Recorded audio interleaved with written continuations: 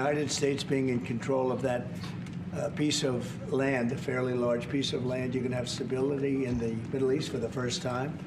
And the Palestinians, or the people that live now in Gaza, will be living beautifully in another location. They're going to be living safely.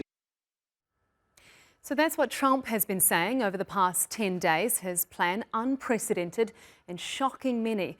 It's been called ethnic cleansing. Now, ethnic cleansing is not officially designated a crime under international law, but it has been defined by the United Nations. During the wars in the former Yugoslavia, a panel of experts was asked to come up with one by the Secretary General. They defined it as rendering an area ethnically homogenous by using force or intimidation to remove persons or groups from an area, and a purposeful policy to remove by violent and terror-inspiring means the civilian populations from certain geographical areas. The definition was adopted in a UN resolution, those experts saying it could constitute crimes against humanity. Peter Herbert was a lead counsel at the International Criminal Tribunal for Rwanda. He's also a former judge and co-chair at Bandung Africa, an NGO that works on freedom and justice in Africa. He joins us from Nairobi. Thank you so much for being with us, Peter. So we just heard there Donald Trump's comments in the last 10 days regarding his plans for Gaza, and then we heard the definition that the UN has for ethnic cleansing. In your legal opinion, is what's being proposed ethnic cleansing?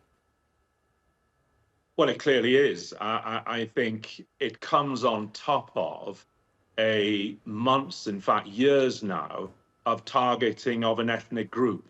So this is in a context where it's not a bolt out of the blue. This is not some humanitarian project.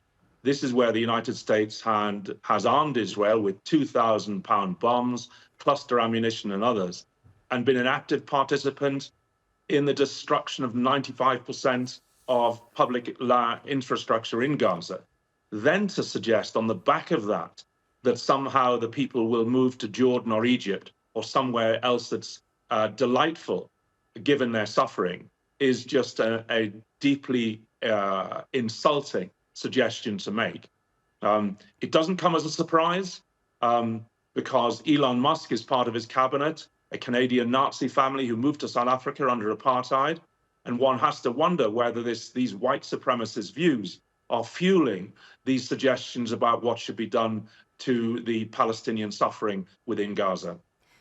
Okay, so Peter, we've heard that Donald Trump, he doesn't seem to be shying away from this plan. He was continuing to reiterate it during his meeting at the White House with King Abdullah of Jordan. So as we look down the barrel of this, what potential options are there to prevent it happening? Are there any? Well, I think there are. I think the international community has the power of sanctions against the United States. The people of Gaza themselves are not going to just sit by and be moved. They have endured much suffering, and they will, as a people, whether Hamas are there or not, will not just up sticks and move. And neither, I would think, will the governments of Jordan or Egypt simply open their doors to 2.5 million refugees, as they would be.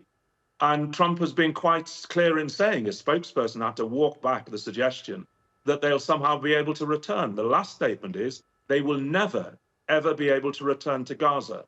And what is being done is effectively Israeli Lebensraum, living space, for the Israeli people to move into Gaza and the West Bank, supported by the United States, which is an appalling scenario to be contemplated. And many others seem to think that it's appalling also. But if this were to come to pass, because Donald Trump, as we've seen, doesn't seem to care about whether it's abhorrent what he's suggesting. He's also placed sanctions on the ICC and so doesn't seem to have regard for such institutions upholding the rule of law. So if it were in some reality able to happen, what redress would there be and what could possibly be done to reverse it? Well, I think there's limited power that the international courts have to reverse this.